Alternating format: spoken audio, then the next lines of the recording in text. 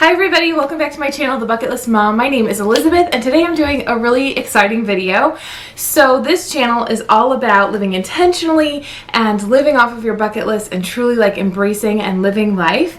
And so I'm really big on having a bucket list. I have one, I wrote it down many years ago and it keeps growing. I keep adding things to it. There's hundreds of things on that list and it's just about being really intentional about going through them and doing things on my list that I've always wanted to do, places I wanted to travel, hobbies that I wanted to try, and just anything and everything that makes up a bucket list. And so the point of this channel is to kind of chronicle this journey. So today's video is going to be kind of cool because I was recently going over my bucket list that I wrote down years ago, kind of for this channel to see where I'm at with it and what I want to start focusing on and make a video about that soon. What I discovered from doing that was I have already accomplished some things on my bucket list, which is super exciting.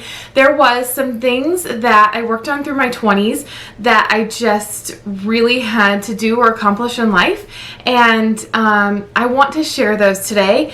The point of this channel is not really to be talking all about myself. I don't really like to be the center of attention, to be honest.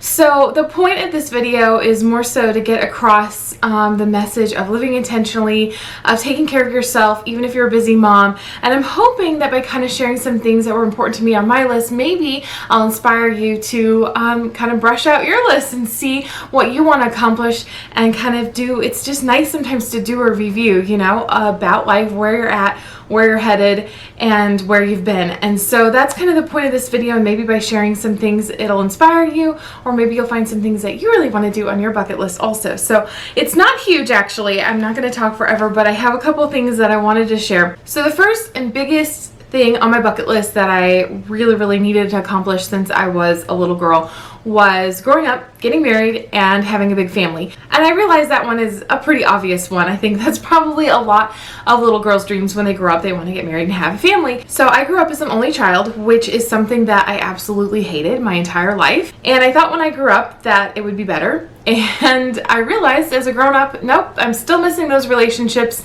and I hate it just as much as I did when I was a kid. And so that was one of the reasons why I wanted to have a big family, and I've done that. I have 5 kids. They are awesome kids, and it feels really great to have a big family. That is something that takes a lot of work. Like, there's a lot of intentionalness and effort that goes into having a lot of kids and growing your family. It's not easy. And so that's one major thing I spent almost my entire 20s doing, was growing our family and having a bunch of kids, and I absolutely love it. So I have been married for 17 years, and I got married at age 18. I do not recommend that to any young people. I don't recommend that to my kids.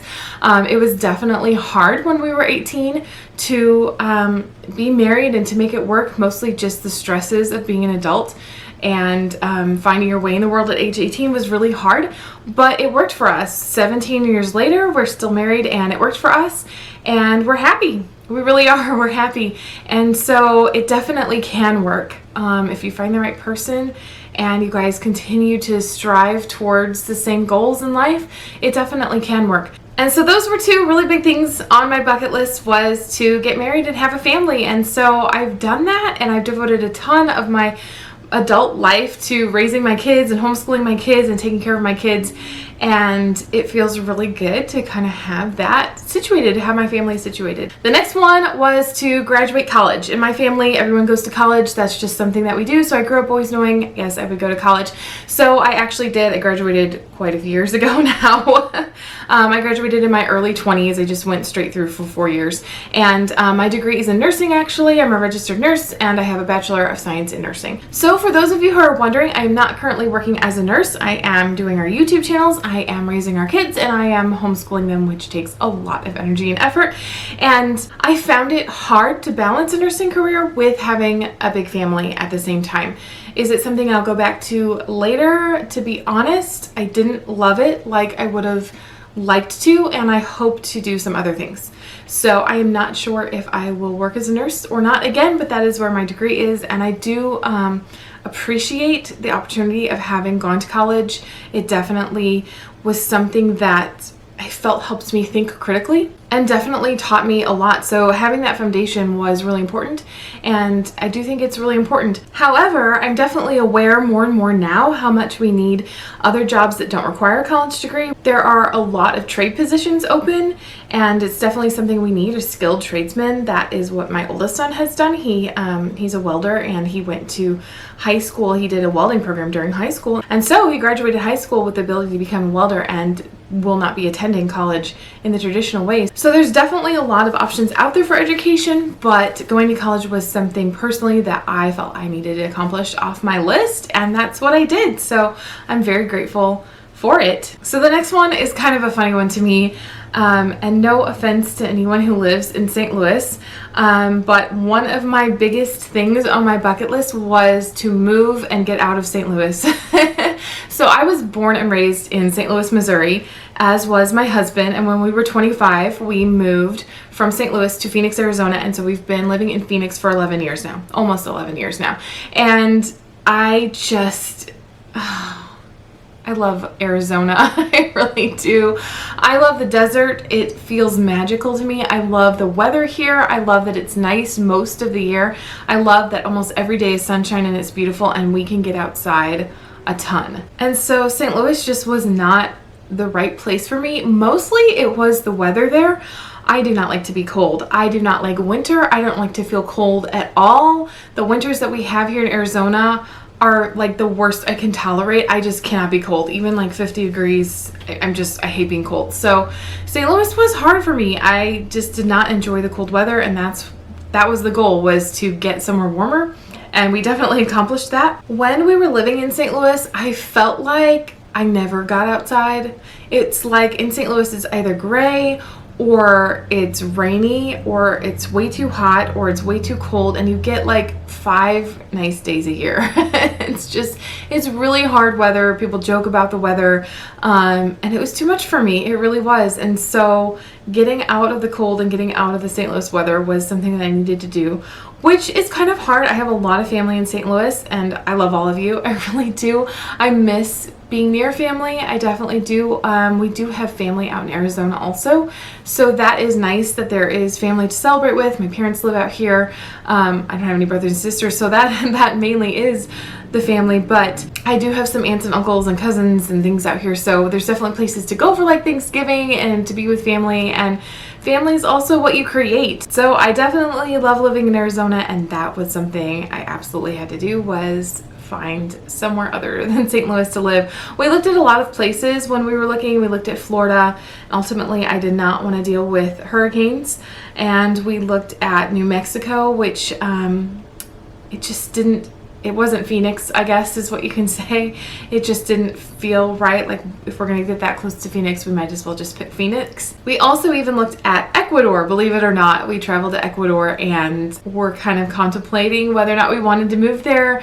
There were some opportunities that came up that would have been very interesting to try. Ultimately, we didn't love it like we would have needed to live there.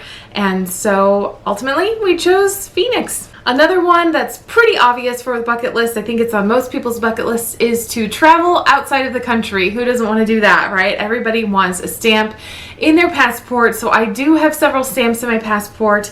I just mentioned that I have traveled to Ecuador, so that's one of the places that I've traveled to outside of the country. However, that wasn't the first time. I've also been to Mexico. I've driven into Mexico, I think at least twice.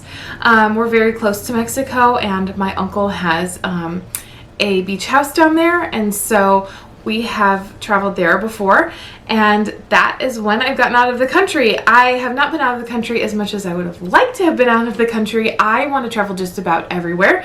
That's also a video that I'm going to be doing soon and coming up soon on my channel, is where I want to travel, the top probably 10 places or so. So don't miss that video. I will link it when it comes out. But at least I can say I have a stamp in my passport book and I traveled outside of the country. Another thing that we got to do that was really, really cool, and it was on my bucket list, was we got to see a space shuttle take off in Florida. And so the space shuttles used to launch from Cape Canaveral, Florida, and you could go there and you could watch. But about 10 years ago, they stopped the space program. And so for the last few space shuttles that took off, it's like everybody wanted to go see them. And so we actually had to enter into a contest, a lottery system.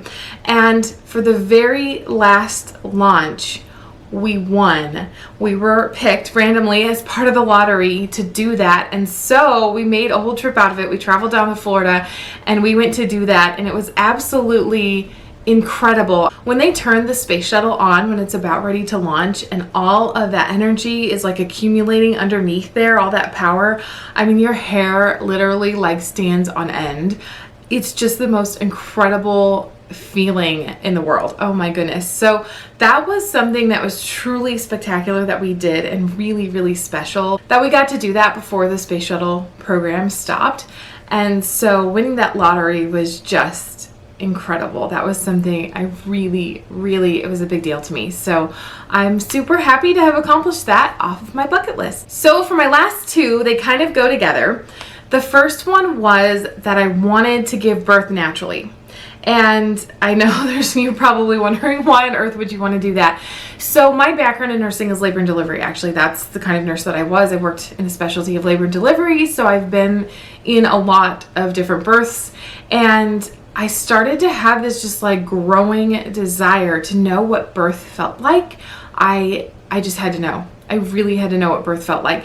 And so as I started to research how best to have a natural childbirth, I came upon home birth. So I've given birth 4 times, and my firstborn was born in a hospital. It was not a very good experience. Someday I will probably share my birth stories. There's 4 of them, and they're all really interesting, unique, and beautiful. But for me, giving birth in the hospital for my first time was not a very good experience. It was a very, very painful recovery. And even though I've not had a C-section, all 4 of them were born vaginally, and yet the recovery was just really intense the first time. And I thought, I don't know how I'm gonna have any more kids after this. And so it really led me to start researching how can I have a better birth experience next time. And that led me to even getting into labor and delivery and working as a nurse. And I really loved birth, but I had to know what it felt like. And so with home birthing, if you're not around the medication, you just don't get the medication, you don't get the epidural, and guess what? Your body gives birth because it knows how to. And so I'm definitely a huge proponent of natural childbirth and home birth. I love it, I love it, I love it. I also am a firm believer that it's important to give birth wherever you feel most comfortable. If you're most comfortable in the setting that you choose to give birth and with whom you're giving birth with, then you're gonna have the absolutely very best outcomes. So I definitely have strong opinions towards home birth because it's been a great experience for me, but I definitely have no judgment or anything towards anybody who chooses a different path, because we all have to own our own birth experience. So with my last 3 births, they were all at home. And so my first daughter was born at home in the middle of December in our bathtub, which was awesome. It was awesome. And then my middle daughter was born here in Phoenix. We had moved by then, and she was born in our backyard hot tub. So I gave birth outside in the backyard at 6 in the morning. And then our third daughter was actually born in our backyard swimming pool, believe it or not. That is where I ended up, and that is where I wanted to give birth, and I was not moving. So she made her way out in our family's backyard swimming pool. It was beautiful. It was not dirty. It was not messy. It was amazing. I think probably that is my number one thing I've accomplished off my bucket list. It is transformative. It is an amazing, amazing experience. And you really understand your true power as a woman and your body, and it's just incredible. It's an incredible feeling. I also think that you can get better giving birth naturally. I have definitely improved each time, and so it gets easier and easier. My first home birth was 27 hours long. Yes, 27 hours, and I survived.